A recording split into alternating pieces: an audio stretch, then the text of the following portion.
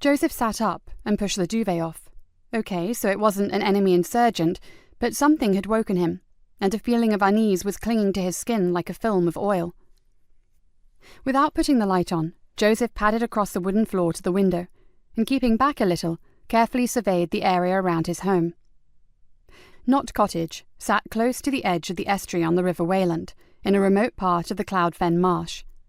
He had been told that way back it had been an eel-catcher's cottage, and from the odd paraphernalia of traps and baskets that he had found in a decrepit stone shed, he thought this was probably true. One day he would trace the old place's history, but right now crime was on the up in the Fenland Constabulary's area, and spare time was hard to come by. He looked across the small, tidy garden and along the riverbank, but nothing other than the deep flowing water moved. Joseph's narrowed eyes followed the lane across the marsh to where Cloud Cottage Farm could be seen clearly under the quicksilver light of the moon.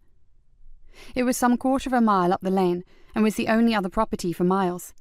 He stared at the outline of the old farmhouse, and saw a thread of pale, wispy smoke drifting up into the night sky. Immediately he stiffened.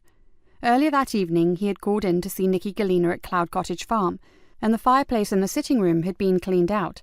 No new fire had been laid.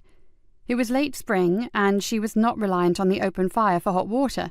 There would be no more logs brought in until autumn. Joseph scrambled across to an old oak dressing chest on the other side of the room, pulled open a drawer and grabbed a pair of binoculars. They were good quality, expensive, and gave him bright, clear night vision. He hurried back to the window, trained them on Nikki's home, and adjusted the sights. Shit! A flickering glow rose, faded, then rose again, this time a little brighter than before, and it was in the outbuilding nearest to the house itself. Swearing again, Joseph threw himself across the bed and grabbed his phone. The first call was an emergency call to the fire service, and the second directly to Nikki Galena. As he waited for her to answer, he dragged on a pair of jeans and a sweatshirt and jammed his bare feet into his shoes. "Come on, come on!" He cursed. Then, as he heard a sleepy voice answer, yelled, "Get out of the house, Nikki. There's a fire in one of the outbuildings. I think it's a garage. Fire service is on the way." He raced down his narrow staircase. "And so am I. Just get yourself outside."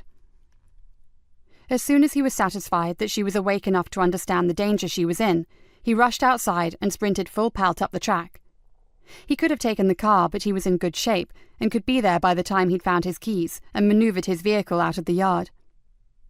He knew that Nikki would have sprung into work mode the moment his urgent voice had dragged her from her slumbers. Nikki was not only his neighbour, she was his boss and best friend. Detective Inspector Nikki Galena was the head of his CID team at Greenborough Police Station.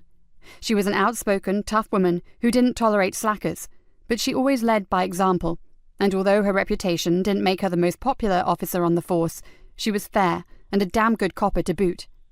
Most of all, she had earned the respect of her team, and every one of them would have walked barefoot over hot coals for her.